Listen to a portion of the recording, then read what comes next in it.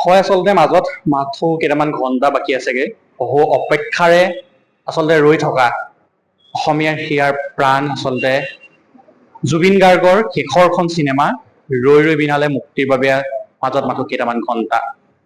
ছবিগৃহৰ সময়তো আচলতে দৰ্শকসকল আচলতে বা অসমীয়া ৰাইজ যিদৰে আচলতে চিনেমাখনৰ বাবে খুব উদ্বাউল হৈ আছে কিন্তু সেইদৰেই আচলতে ছবিগৃহতো কিন্তু সেই পৰিৱেশ দেখিবলৈ পোৱা গৈছে ছবিগৃহত আচলতে অসমৰ প্ৰত্যেকটো ছবিগৃহতে আৰু কেৱল অসমতেই নহয় ভাৰতবৰ্ষ আৰু বিশ্বৰ বিভিন্ন প্ৰান্তৰ ছবিগৃহসমূহত ৰৈ ৰৈ বিনালে কালিলৈ মুক্তি হ'ব আৰু আমি বৰ্তমান উপস্থিত আছো যোৰহাটৰ অন্যতম এটা ছবিগৃহ আইনক্সত মোৰ সতীৰ্থ আছে মই সতীৰ্থক সামগ্ৰিক পৰিৱেশটো দেখাবলৈ অনুৰোধ জনাইছো আচলতে আইনক্সত অসমৰ ছবিগৃহৰ বা যদি আমি ইতিহাস চাবলৈ যাওঁ বা আগৰ যিসমূহ ছবি যদি চাবলৈ যাওঁ তাৰ তুলনাত কিন্তু এই চিনেমাখনে আচলতে এখন বেলেগ এটা আচলতে পৰিৱেশৰ সৃষ্টি কৰিব সূচনা কৰিব যি কথা ইতিমধ্যে আচলতে অনুমান কৰিব পৰা গৈছে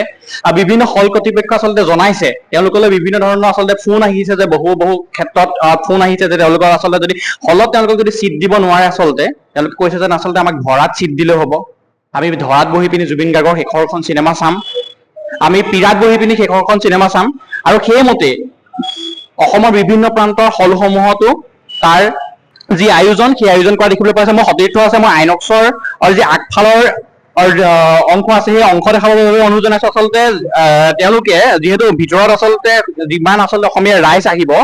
সেই ৰাইজক আচলতে বহাবৰ বাবে কিন্তু সম্ভৱ নহব সেইবাবে যাতে ৰ'দৰ পৰা তেওঁলোক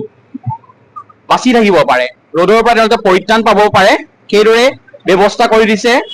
জুবিন ফেন ক্লাবে বহুখিনিত এইখিনিতে সহায় কৰিছে আৰু হল কৰ্তৃপক্ষ এইদৰে আচলতে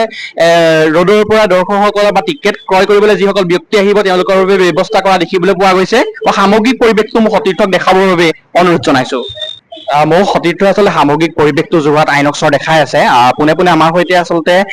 হল কৰ্তৃপক্ষ আছে তেওঁৰ সৈতে জানিব বিচাৰিম তেওঁৰ পৰা জানিব বিচাৰিম আচলতে তেওঁলোকে কাইলৈৰ বাবে কেনেদৰে প্ৰস্তুত হৈ পৰিছে তেওঁলোকৰ আয়োজন কেনেকুৱা আৰু লগতে কিমানটা দৰ্শনে এতিয়ালৈকে ৰাইজৰ মাজত বিক্ৰী হ'ল টিকট আৰু কেইটা দৰ্শনী তেওঁলোকে খুলি দিব সমগ্ৰ তথ্য আমি লাভ কৰিবৰ বাবে হল কৰ্তৃপক্ষ আছে তেওঁলোকৰ সৈতে পোনে পোনে আমি সংযোগ স্থাপন কৰিবৰ বাবে চেষ্টা কৰিছো আমাৰ কাইলৈৰ পৰা আমি বহু আকাংক্ষিত চিনেমাখন আমাৰ আৰম্ভ হ'ব জুবিনদাৰ ৰাতিপুৱা 6:30 বজাৰ পৰা আমাৰ প্ৰথম শ্ব'টো ষ্টাৰ্ট হ'ব আৰু লাষ্ট শ্ব'টো আমাৰ ষ্টাৰ্ট হ'ব ৰাতি 10:30 বজাত আৰু অলমষ্ট শেষ হ'ব 2টা বজাত গতিকে আমাৰো যথেষ্ট কষ্ট আমি কৰিছোঁ আমাৰ গোটেইখিনি সফলতাৰে পূৰ্ণ কৰিবৰ কাৰণে আৰু বৰ্তমান আমাৰ 6 দিনৰ কাৰণে অলমষ্ট সব টিকেটে বুকিং হৈ গৈছে প্ৰতিদিনে 12টা শ্ব'কে বুকিং হৈ গৈছে হয় 6 দিনৰ কাৰণে বুকিং হৈ গৈছে বৰ্তমান টিকেট এভেইলেবল নাই কোনো শ্ব'তে টিকেট এভেইলেবল নাই তো আৰু তাৰোপৰি আমি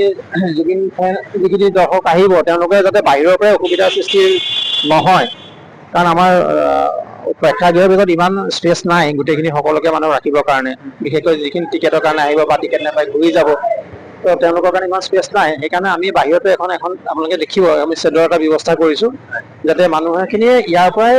সেই অসুবিধাটোৰ সন্মুখীন নহয় আৰু এটা অভিযোগ আহি আছে যে মানে টিকেটৰ মূল্যটো আচলতে বৃদ্ধি কৰা হৈছে মানে ৰৈ ৰৈ বিনালে আচলতে জুবিন নামটো লৈ পিনি ইয়াতো মানে কিবা আছে নেকি বা আপোনালোকৰ ইয়াত বৃদ্ধি কৰা হৈছে নেকি টিকেটৰ মূল্য আমাৰ ইয়াত কোনো টিকেটৰ মূল্য বৃদ্ধি কৰা নাই এজ ইউজুৱেল যেনেকৈ প্ৰাইচ থাকে তেনেকুৱাই আছে এইটো ৰাইজসকলে যদি কম্পেয়াৰ কৰে আগৰ চিনেমাসকলৰ লগত যেনেকৈ ভাইমন দা ৰঘুপতি বিদুৰ ভাই